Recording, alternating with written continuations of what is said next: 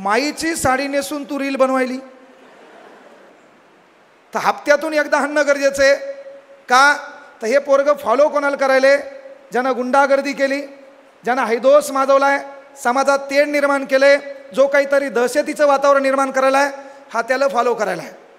पण या पिढीला घडवायचं असेल तर आवर्जून सांगायलो की बापानं अवलादीला एकदा हाताखालून काढणं गरजेचं आहे. तो पॉईंट बी नोटेड. उद्या वार रविवार आहे, उद्यापासून कार्यक्रम चालू करा. वेळ दुपारी 2. बाप जरी विसरला तर आपण आज्ञाधारक आहेत. तर हप्त्यातून एकदा हाणणं गरजेचं आहे का? तर हे पोरगं फॉलो कोणाला करायले? ज्यानं गुंडागर्दी केली, ज्यानं हैदोस माजवलाय, समाजात तेढ निर्माण केले, जो काहीतरी दहशतीचं वातावरण निर्माण करायला आहे, हा त्याला फॉलो करायला आहे. आणि म्हणून पोरं आपला आदर्श कोण पाहिजे? अरे बायकोच्या स्वप्नासाठी ताजमहाल बांधणारा आपला आदर्श नाही पाहिजे, माईच्या स्वप्नासाठी स्वराज्य निर्माण करणारा राजा आपला आदर्श पाहिजे. पण सध्या वातावरण बिघडलेलं आहे आणि हे वातावरण बिघडण्यासाठी पोरांनाही विनंती आहे, केवळ पोराला मारू नका. सोमवार नावाचा वार चांगला आहे, तो आमच्या मुलीसाठी ठेवा. सायंकाळी 5. तू काय साधी आहे काय? याने किती दिवस मार खायचा? रविवार दुपारी 2, सोमवार सायंकाळी 5. का? मैत्रिणीचे नवे कपडे घालून तू रील बनवायली, त्याच्यात बंबात मेकअप करायली, फिल्टर लावायली.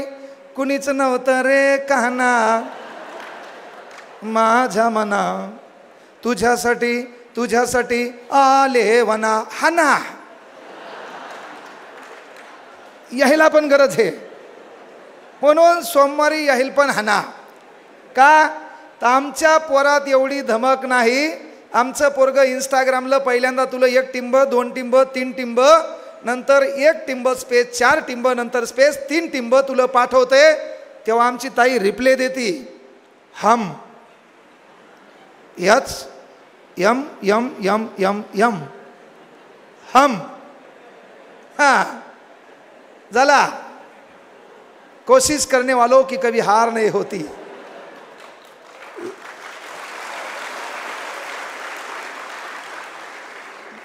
काय शिकवायचं सांगा आता? यायला उदाहरण कोणतं दिलं आणि टाळ्या काही वाजवायलेत. म्हणजे पहा, शेवटी आमचं पोरगं थांबत नाही. मग आमचं पोरगं काय करतंय? हिला पिंपळाचं पान पाठवतंय, गुलाबी रंगाचं. आणि ते गुलाबी रंगाचं पिंपळाचं पान व्हॉट्सअपमध्ये पाठवल्यावर त्याचं एक वैशिष्ट्य आहे, ते खाली जाते आणि पुन्हा वरती येते. जुई जाप. लहान असते मोठं होते, लहान असते मोठं होते. आणि मग त्याच्यात महत्त्वाची गोष्ट कॉन्टॅक्टवर येतात. कॉन्टॅक्टवर आल्याच्यानंतर आपण संगमनेरला राहतो, बढियापैकी क्लास करतो, बढियापैकी अकॅडमी लावलेली आहे, ग्राउंड सर्व काही चांगलं आहे. संगत गुण बिघडला, पंगत बिघडली, जेवणाचा प्रॉब्लेम येईल, पण संगत बिघडली की आयुष्याची बर्बादी होती. म्हणून संगत बिघडू देऊ नका. आणि या संगतीचा परिणाम काय होतो? आपला मित्र, आपण छावा चित्रपटात पाहिला की छत्रपती संभाजी महाराज कवी कलश दोस्ताना कसा असावा. आपल्या इथं दोस्ताना कसं आहे? क्लास बरोबर चालू आहे, ट्युशन बरोबर चालू आहे, सर्व बरोबर चालू आहे. आपला मित्र एवढा दलिंदर आहे, आपल्या बाजूला येऊन बसते आणि आपल्या कानात सांगते, अर्धा तास झाले फक्त तू ह्याकडे पाहू लागली, मेलान तू थाड. अर्धा तास झाले फक्त तू ह्याकडे पाहू लागली म्हणलं, झाला बुगायचा आयुष्याचा. आणि मग महत्त्वाची गोष्ट, कॉन्टॅक्टवर येत असताना इतर बसलेल्या तमाम बहिणींना एक विनंती आहे, पोरियो तुम्हाला शिक्षणाची संधी फार कमी आहे, म्हणून मोबाईलवर गेले. मोबाईलवर गेल्याच्या नंतर रात्रीचे 9 वाजले, तू त्याला फोन लावती. फोन लावल्यावर त्याला विचारती, पिल्लू जेवला का? तर पिल्लू फक्त डुक्कर आणि कुत्र्याच्या लेकराला म्हणतात, माणसाच्या लेकराला बाळ म्हणतात. म्हणून तुम्हाला कोणी पिलू म्हणत असेल तर तुझी जात धर्म बिर्म सर्व चेंज व्हायला आहे. आणि सध्या त्याच्यावरच राजकारण चालू आहे. त्यामुळे एक विनंती आहे बाबा की जर तुला कोणी पिलू म्हणलं तर ती डायलॉग हाणती, पिलू तू जेवला का? आणि आमचं पोरगं डायलॉग हाणते, दुपारी ग्राउंड जास्त झालतं म्हणून मी जेवलो नाही. ती लगेच डायलॉग हाणती, तू जेवला नाही तर मग मी पण जेवणार नाही. आमची ताई बम जेवून असती. तू जेवला नाही म्हणून ती जेवणार नाही असं कधीच होणार नाही. या जगात तू जेवला नाही म्हणून फक्त 2च लोक उपाशी राहतील, त्याचं नाव तुझी माय आणि तुझा बाप आहे, बाकी फक्त फोपट पसारा असतो, हे तुला लक्षात आलं पाहिजे. म्हणून विनंती आहे बाबा, गुरुपौर्णिमा निमित्त शिक्षकांचाही सत्कार झाला.